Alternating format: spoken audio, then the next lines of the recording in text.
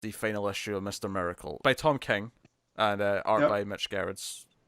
Pretty obvious by this point. It's been the exact same team since issue 1. But here we are. For the sake of standard formula, you got your credits there. Right. So, without further ado, how did we feel about the final issue of Mr. Miracle? Really just felt like an epilogue to a lot of what we had just gone through, which is nice. Because it go ahead. Yeah, Connor. It was still very good. I don't know if it lived up to the hype of being, it's the final issue. Yeah, exactly. Like, it wasn't like everything will be explained, and it's not that type of book. This is where Scott's story is now, and Well, it's just what you said first. I think is it's more of an epilogue where the last issue was the finale. The last issue was the fight with Darkseid. Which delivered. There was no complaints about that, and it had that weird cliffhanger end. And it was like, wait, is this going to do something really wacky in the next issue? Yeah. And that stuff is like carried forward. There are these allusions to it throughout the issue, where various dead characters come and talk to Scott, but it's actually like the glitchy ghosts, if you will. The question becomes, is this world that he's in actually fake, and he's going to leave, or is this just the doubt that this is fake? Is this just that? Is this ever present? I think my problem is it doesn't go far enough with that concept. All right. It kind of plays with it a little bit, but it doesn't really dive into it. No, because I don't think that's the point. I think the point of it all is that Scott's content now. Is he's learning to live with the glitches of life instead of only being about the glitches of life. And life's a cycle. Like, everything is going to start again from, Barda finding out that there's baby number 2 on the way. And, what does that mean for Scott? How is he going to be able to change it this time? I think it's very fitting that this book ended with them lying on the couch, with him just talking about life and how it's really overbearing and like, I feel like nothing because I'm just one in the long line of millions of people that don't mean anything. Yep. Oh, but then it actually does mean something. Yeah. Yeah. Do you want to watch TV? Okay. Oh no, the remote's in the washer. Freezer, wasn't it? Dishwasher. Dishwasher, whatever it was. It was a machine. The stupid baby put it in a machine. Yeah. Babies are dick. The stupid baby. You're right, Matt. That's redundant. All babies are stupid. There you go. My favorite. Anyways, my favorite scene of the book might be the one in the rain. He goes to the store to get hot dogs. He's coming back, and this is where the Highfather tries to sort of talk him into the Metron reality, where the world of the continuities that are confusing and very meta, speech bubble or two. Full of crises and other shenanigans. But it's just Scott in the rain, and he resists and punches him. I just thought it was it's a very downbeat final issue. I think after the last couple, you commit to this one, you think, it's going to be big and dramatic and do all these things, and it's a very sort of contained, an issue that's more self-reflective than anything else. I think it's something I'll enjoy more in the future. Now that I know what it is and I read it again as a whole, because let's be honest, I'm going to reread this book at some point. Of course, many times, I'm sure. And I think knowing what it is and not having these expectations, I might enjoy it more. That's fair. It's funny because I think there was a point about a third of the way into it. I'm realizing what he's doing here. It's not because we end with that cliffhanger last issue. It's like, it's going to be like, wait, it's not real. It's in a different world. It's like, this has all been a dream. And that's kind of the point. Is that then this issue, that is the doubt that's in his head that this can't be real. It's too perfect. That things can't actually be this good. And he has to fight off that doubt constantly. Yeah, you can't. I remember hearing, I forget what I was listening to. It was like a podcast or something, and the host was like, when he was younger, he used to feel like when everything's going good, he would always wait for the other shoe to drop. And if the other shoe didn't drop, he would get self-destructive to make it drop because he wasn't comfortable with being comfortable. And it was something that he had to learn. It's like, sometimes when things go good, that's just how it is. Like, the universe isn't out to get you. And I feel like a lot of that sentiment's here. That scene that Pete was talking about with Highfather, I just love how what it represents with Highfather telling him, "Oh yeah, I came against the anti-life, but you weren't as strong as I was. I had to sacrifice." And that's why I love that Scott just punches him and says, "F off." You know? Like, Yeah. Also, no, you shut don't the know F anything. up, Light Ray is also one of my favorite new Yeah, catchphrases, pretty much. that's a great one too. That was good. You know? Another The panel I one really that's liked was when glitchy Darkseid, sitting on the couch, and Scott just puts his feet up on him. Like, did you ever think you were going to see a panel of someone just with their feet up in Darkseid's lap like that? Just, sitting comfortable, like it's nothing. Yep, no, I love that because it doesn't go together. Yeah. Like, Even just that close up with the smelly feet in his face, and Darkseid is looking miserable. Like he wants to burn the world down. I mean, he wants to do that typically, admittedly. Yeah. It's Darkseid. Yeah. Because Darkseid is. So no, really, I like this show a lot. I think it kind of wraps up the general feelings. It's very much not only just an epilogue, but almost kind of a greatest hits of what this book has been. The idea of find out there's a kid coming, the doubt, the fear, all that stuff. I think that might be one of my biggest problems with the issue is it feels like it does so much that we've spent the last 11 issues doing that. This does so much of it in one issue there at the end that it feels like we're kind of speeding through it.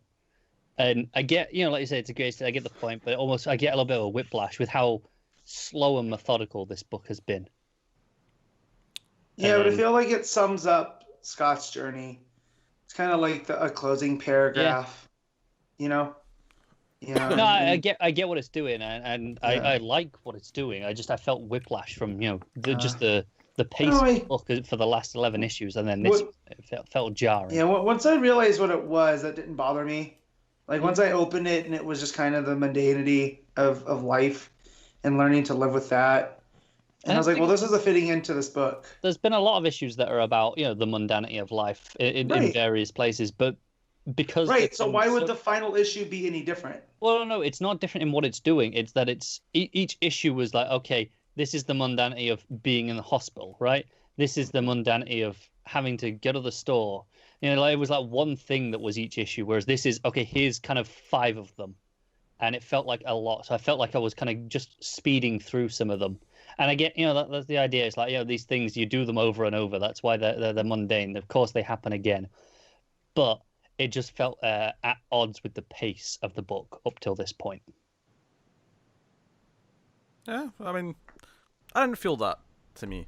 I didn't either. I think for me, like you just say, the idea that they're happening again and they start speeding up because of that. I think just like anything in life, the first time you do something, it feels longer than any other time you do it afterwards. With repetition, obviously in some ways stuff feels longer because it's boring, but but in terms of being memorable enough, you just kind of almost just go through it, right? You just sort of zone your way through it without even thinking about it.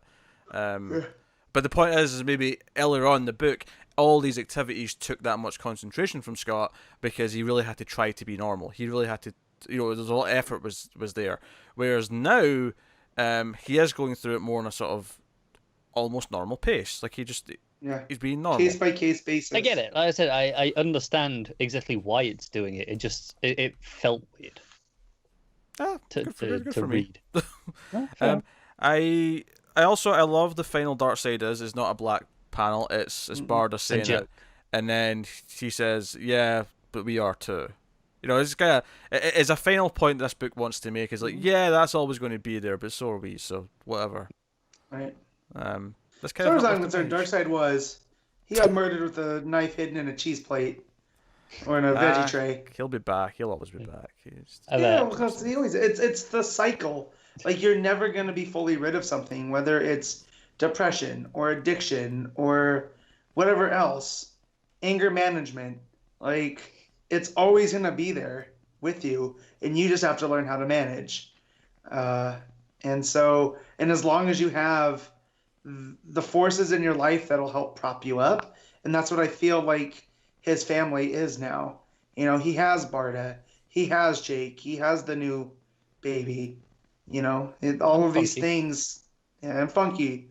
So, but yeah, I liked it. Like it wasn't like, oh my God, this was so amazing. What a way to cap off the series. But it was a nice little way to send it off. And Oh. if this creative team ever decides to pick up this character again, I'm curious to see what's the next story. Yeah, but also with great power comes great possibility. Is what Yes. Funky says. Yeah. Um, A question: how many people did we recognize on the first page? well, Let me go I back. see. You got Didio and Lee sat there yeah, on the left. At the bottom, that looks like Gerrards and King to me. it is. Yeah. Yeah. You also have Paul Scheer and Jason Mantzoukas right above them. Yeah. You have Adam Scott, I think, who's who's catty corner from them, in front of the girl in the polka dots. I don't know who that is. Okay. Uh, Yeah. And I feel like I am supposed to know who the guy in the Doom Patrol shirt is. It's the guy next to him that I feel is really familiar in the glasses and this check shirt. Yeah, is that not Lemire? It could be. Like that's what I thought it was. Doesn't look his face Paula to Tompkins. me. Yeah. Huh? It doesn't look his face to me. That guy doesn't look No, Lemire It's to me. not. but It's not a million miles away though. Paula Tompkins is in front of him, and I think that's Lauren Lapkus next to Paula Tompkins. But yeah, no, I feel like I should know who the Doom Patrol guy is, and it's driving me nuts. I'm sure a quick Google But I will don't. Get a Yeah. comprehensive list. tell you who everyone is on the page. Yeah. Mhm. And, But yeah, they're really really fun caricatures. Like I love the Garrett's one, just because he's just like, what am I watching? Like the look of horror, and also and of King course looks Didio was confused. yeah, and of course Didio's laughing at a guy setting himself on fire. No, that him and Lee are going, and then we just rebooted the whole universe. Yeah. Well, just we like called it all- New 52, but it was just warmed over BS. It wasn't new at all. Yeah. Oh dear. So no. The other thing I definitely want to add is the final panel, the almost the next time panel. It says Mr. Miracle series will not be continued. Its new and thrilling successor will soon be on sale. Do you think that was referring to the Female Furies book? It could be. I feel like it's more likely going with because we know King and Gerrards are doing another 12-issue book or something. We do, yeah. So I feel like it'll be something from them. Yeah, I think it means what their books is, not what the Furies book is. But I mean, I could be wrong.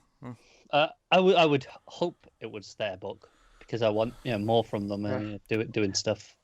Well, they're doing that either way at least. So it's not like it. If it doesn't mean that, then no, it's true. I also thought it was really interesting how the video distortion finally comes in on the last panel. Yeah. Yeah. Yeah, it's been such a prevalent part of the book, and it was there when all the glitchy people were there, but through everything else of just the mundane, But it wasn't. It was different. This one's the whole panel is glitched out. It's not just the people in it. Yeah. Yeah.